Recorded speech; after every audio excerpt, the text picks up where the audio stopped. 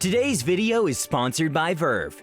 We know you're fans of epic fantasy, rolling dice, and laughs, so we know you'll be a fan of Verve, the only place to watch my favorite show, Harmon Quest, a hilarious show featuring Dan Harmon and his celebrity friends, fighting their way through a ridiculous Pathfinder campaign. This show is what your games will aspire to be, and it's only getting better with each season. You can start watching Season 3 right now, or catch up with Season 1 by going to verve.co/ALLTHINGSD&D, or click the link in the description now to get a 30-day ad-free trial of Verve Premium. And now what you're here for. How a 10-year-old Pokémon trainer captures a legendary and derails a 5e campaign. The year is 2017. A group of stupid high schoolers and college students are playing 5e at a kitchen table. I was a high school freshman and the new player in the group.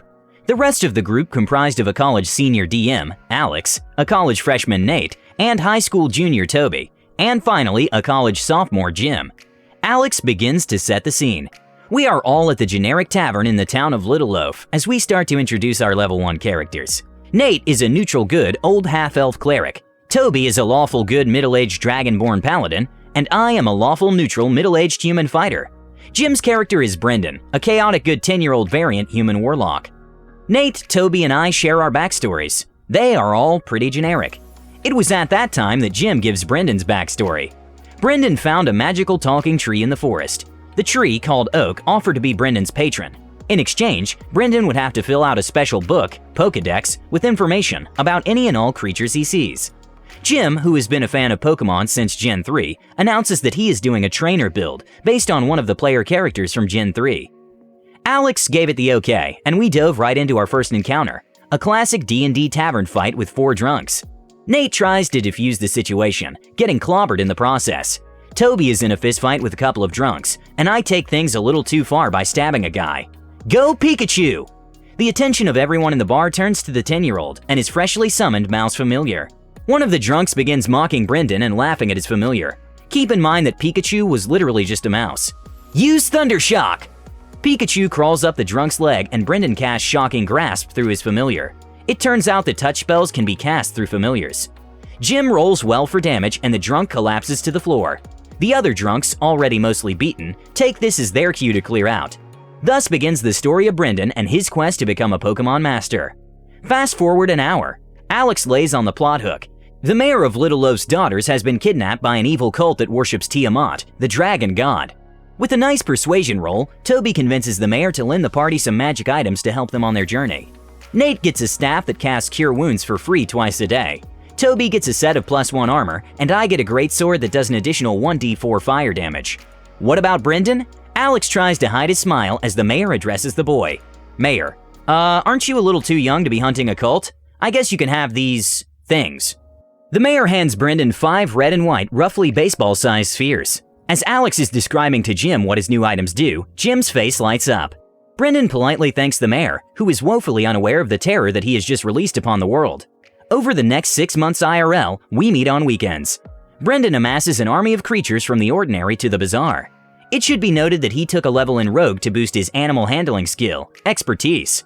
It should also be noted that this guy is still 10 years old.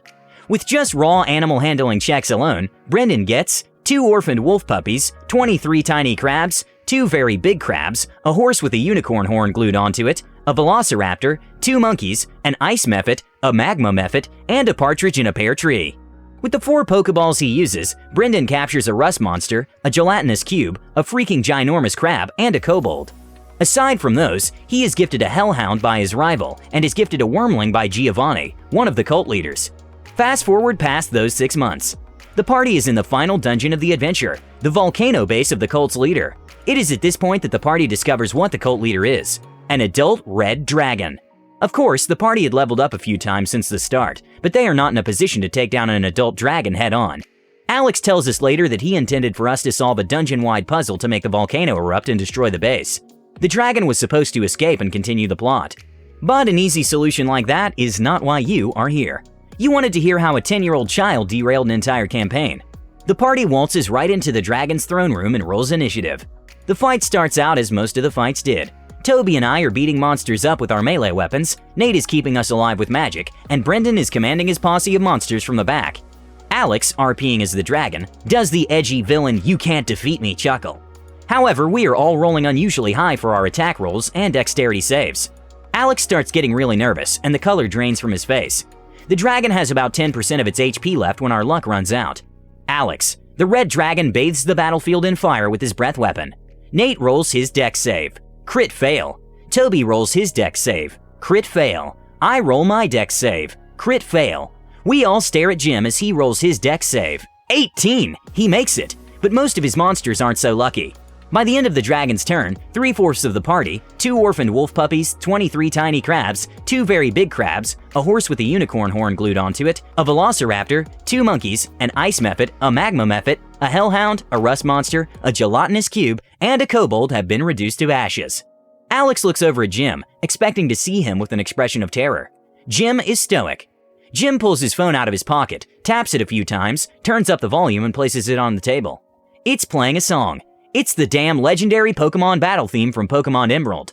The thumps of the bass drum and the dramatic blaring of trumpets set the stage for Brendan's crowning achievement. Brendan and his 2 remaining monsters, the ginormous effing crab and the wormling, are terribly outmatched. Crouching behind the crab, Brendan orders the wormling to keep up the attack. The dragon was damaged a little by the wormling's breath weapon, but retaliates by reducing both the crab and the wormling to confetti, courtesy his sharp claws. And there, in an arena coated in ash, the 10-year-old boy is staring down the 500-year-old dragon. Since Brendan is now pretty much helpless, Alex, as the dragon, starts to give the good effort but you were screwed from the start speech. Dragon: You are impressive for one so young, but I'm afraid that your efforts were… Go Pokeball! Alex freezes. Apparently, he hadn't been keeping good track of the Pokeballs he gave Brendan. Kinda stupid, if you ask me. Alex sweats bullets as Jim rolls animal handling. 19 plus Brendan's ridiculous animal handling bonus of 10 plus the Pokeball's modifier of 10 equals 39. Alex sighs and the rest of the table erupts in cheers as the 10-year-old human turned the BBEG into his pet dragon. Alex announces that the story is basically ruined. You know, with most of the party being dead and the BBEG being out of the picture and all. Alas, next session would be the start of a new campaign. As we are all packing up, Alex pulls Jim aside and whispers in his ear. Fast forward 2 weeks. A level 10 party of seasoned adventurers sits in the newly refurbished but almost empty generic Little Loaf Tavern. They ask the barkeeper where everyone is, and then Alex drops the plot hook. Barkeeper: You haven't heard? All the businesses in town are drying up. No one wants to make the dangerous trip through Little Loaf Wood anymore. Nate: Well, what makes the trip so dangerous? Barkeeper: Well, no one is sure, but the rumor has it that a red dragon has taken up residence in the woods. A couple of the people who made it here in one piece even say they saw a little kid with it. But that's just a load of bull if you ask me. The party decides not to go after the little kid. Thank you for watching. Before we discuss the video, one more quick word about our sponsor. Verve is the best place to watch anime. Nothing else compares to their mind-blowing selection. My Hero Academia, Attack on Titan, and Bravest Warriors. You can also watch channels like Rooster Teeth, Crunchyroll, and Cartoon Hangover. Sync all of your favorite shows to watch on the go with offline viewing. You can binge anytime, anywhere. I just finished Harmon Quest Season 3. I need your help recommending which show I should start next.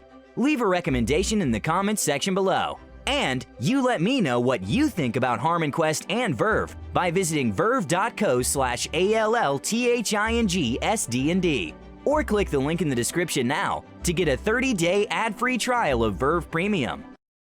Pokemon and D&D? Sounds like an incredible setting to me. Would you have let your player capture the BBEG like that? Was this a great game or homebrew gone wrong? You decide and let us know in the comments below. Don't forget to subscribe to our channel All Things D&D. Our next video will be posted in 3 days, so stay tuned for more amazing Dungeons & Dragons content. Thank you for spending part of your Halloween with the team at All Things D&D. We hope you enjoyed this D&D treat, and we hope your Halloween is full of ghouls, witches, and liches.